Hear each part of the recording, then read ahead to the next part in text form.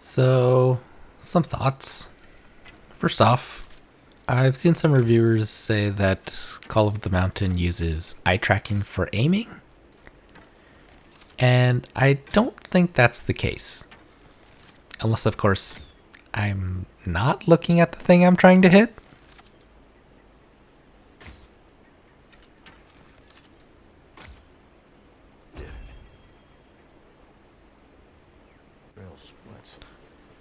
Second, I've seen some reviewers using the motion control movement setup, swinging their arms wildly, and you don't have to do that. You can actually just walk normally with your arms down by your sides.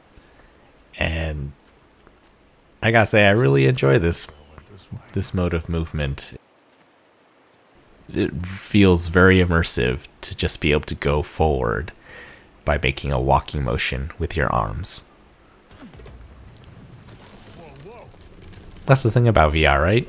The immersion is, in a way, cooperative because the animations aren't defined by an animator as much.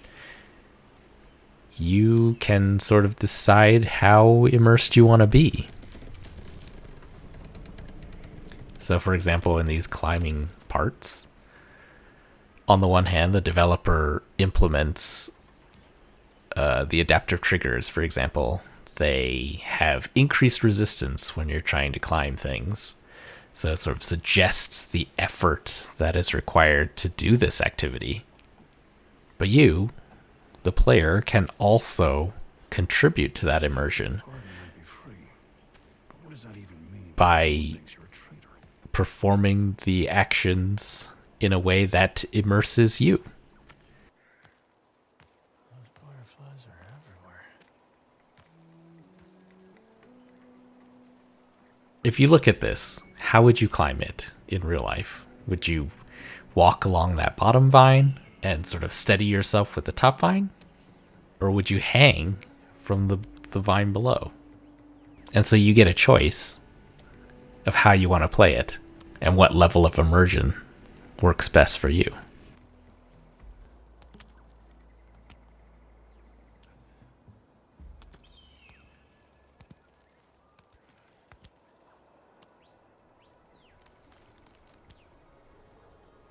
For myself, I tried to play it very immersively.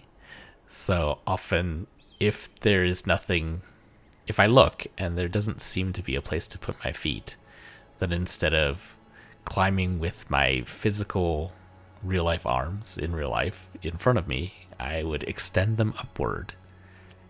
Hopefully you can sort of see what I'm getting at from this footage here and the perspective that I put myself in and where I put my hands and sort of the pace. I've seen some footage of people just climbing, one hand after another very quickly as if it's a virtual environment. Which, to be fair, it is. But you can do it much more immersively if you want.